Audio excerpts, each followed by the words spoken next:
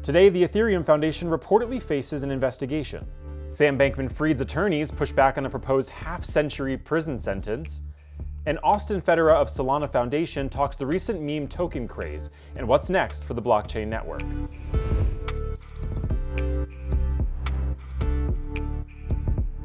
Welcome to CNBC's Crypto World. I'm Brandon Gomez. Bitcoin inching lower this morning after the crypto market shed as much as $400 billion of value in the past week. Now, by noon Eastern, the cryptocurrency slipped further below the $64,000 mark. That's after a volatile trading day yesterday pushed it as low as $60,000. Ether, meanwhile, hovering just under $3,300. And the meme token rally? Well, it's taking a bit of a break today as well. Dogecoin falling about 2.5%. So what's behind the recent pullback? Well, it seems to be largely tied to profit-taking. Vijay Iyer of CoinDCX told CNBC these kinds of 20 to 30% drawdowns are a normal occurrence when things start heating up. So far, Bitcoin has tumbled more than 13% from its all-time high. Okay, let's talk about today's top stories, and we start with some breaking news. The Ethereum Foundation reportedly under investigation by the SEC. According to Fortune, the US regulator began a probe into the foundation shortly after the network shifted to proof of stake in 2022. The outlet also spoke to a person at a company who received a subpoena request.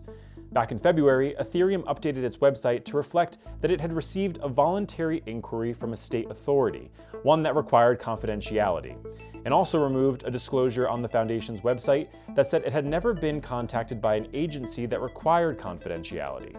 We did reach out to the Ethereum Foundation and the SEC, but have not heard back yet. Next, Sam Bankman-Fried is pushing back on a proposed half-century prison sentence. Last Friday, prosecutors in his criminal fraud case proposed a 40 to 50-year prison sentence for the disgraced crypto CEO, citing the historic nature of the crime.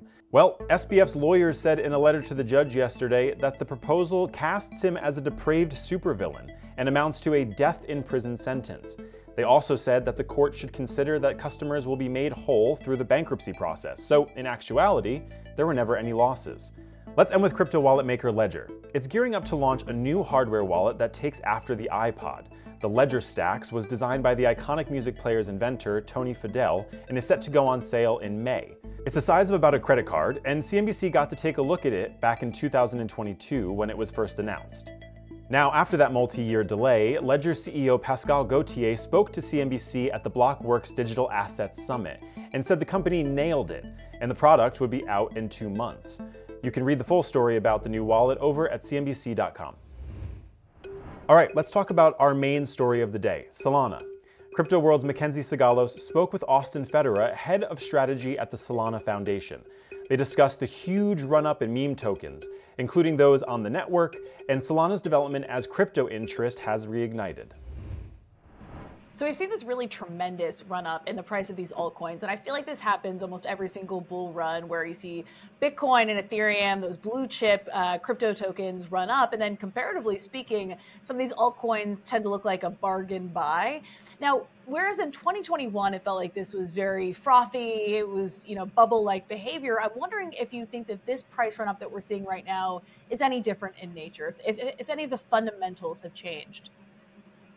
Yeah, I mean, one of the things to keep in mind whenever you're looking at cryptocurrencies and sort of the state of the market is the utility of what's actually possible to be built on chain. I think we're seeing in this cycle a lot more differentiation between what the technical capabilities are of a blockchain and what the actual developer adoption is, what applications and services are actually being built on top of them.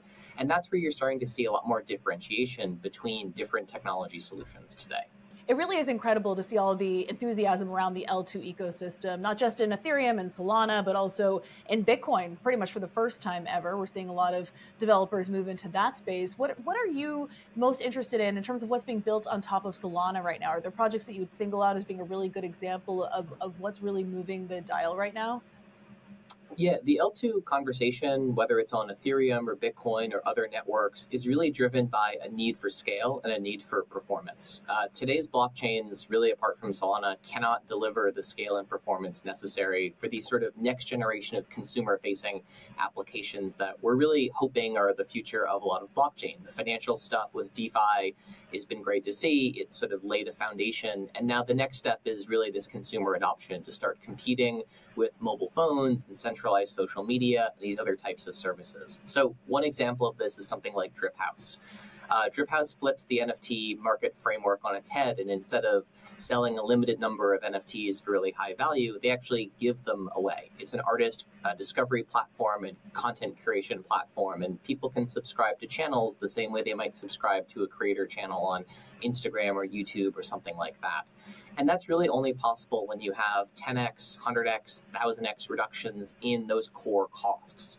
It's very similar to how the advent of high-speed internet and high-speed mobile connectivity ushered in an entirely new wave of consumer-facing applications for a market with a smartphone that was previously just business chat and email applications. So I was in Denver a few weeks ago, and a lot of people were buzzing about this most recent upgrade to the Ethereum ecosystem, Dencun. One of the biggest benefits of this was that it was meant to reduce transaction fees by up to 90%, which is a game changer, not just for the end user, but also for app developers. And you mentioned social media apps. Of course, it was meant to break open what's possible in terms of decentralized social media, gaming, now that it would no longer be cost prohibitive. How have you seen that playing out so far? Yeah, the evolution of what are called blobs, which is this sort of ephemeral data space for transactions, has really helped drive down the cost of transactions on Ethereum-based networks. And this is really a benefit for the whole industry. Solana's median transaction fee is still fractions of a penny, which is lower than many of these L2 solutions today. But the rise of cheap block space and cheap transactions is a benefit for everyone looking to build on crypto and for users looking to actually find applications built on blockchain that are not just financial applications. So this is one of those situations where I think the entire block space getting cheaper in general will create more opportunity for more types of developers, and it will attract more users to the ecosystems as well. Well, yeah, that's something I've often wondered, whether you think of it more as a multi-chain future and a rising tide lifts all ships, so to speak, or, Solana has always competed on the fact that it's faster and it's cheaper, and there are certain things that you give up in order to have that. But is this something where you see Ethereum as more of a rival, or is it just like a net benefit for the entire ecosystem? It sounds like it's the latter. So it is a net benefit, but I would say one of the main differentiating factors with Solana is that it operates in one global state. So the state of L2s is a very fragmented ecosystem. It's very similar to if you have your money in one bank, you can't go to another bank and get a loan. These are segmented systems, even though they're all part of a financial ecosystem. On Solana, everything operates in one global state. So programs on Solana can establish trust with one another. If you have, money in one sort of a DeFi ecosystem, you can borrow against it in another. And that's only possible when things exist on one global state that don't rely on bridges and oracles and all of these other solutions to sort of stitch together the fabric of a fragmented ecosystem. And, L2s definitely have their role. They're one expression of how this technology can scale. I happen to think Solana's approach, has really strong merits and will bear out over the long term here. But, this is an industry that is still in the very early stages of growth and user-facing adoption. It's big enough for many credible theories on what the future of the technology can look like. Now, you guys went for a year-long stretch without any sort of downtime. You had an outage last month that was, relatively sizable. How did you guys deal with that, and how have things been going since then? Yeah, performance and reliability are really the main focus for engineers at the core engineering groups that are building the Solana code base today. And, what I'll say is that work that was done building through the bear is actually the reason Solana today can, stand up so well to the highest demand anyone has ever seen in blockchain, right? Solana is processing more daily transactions than, all other L1s and L2s combined when you look at that sort of space today. And that is really a testament to the engineering work that was done throughout the last 2 years to get Solana into this state.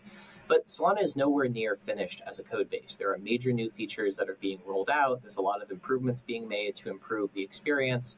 And from a reliability standpoint, one of those major investments is a project called FireDancer, which is a new validator client for the Solana network, which will help increase both decentralization and resiliency to downtime in the future. But that is definitely something that, folks are paying attention to and working on, and the network reliability is not quite where it needs to be today. All right, that's it for Crypto World today. We'll be back here again tomorrow. See you then.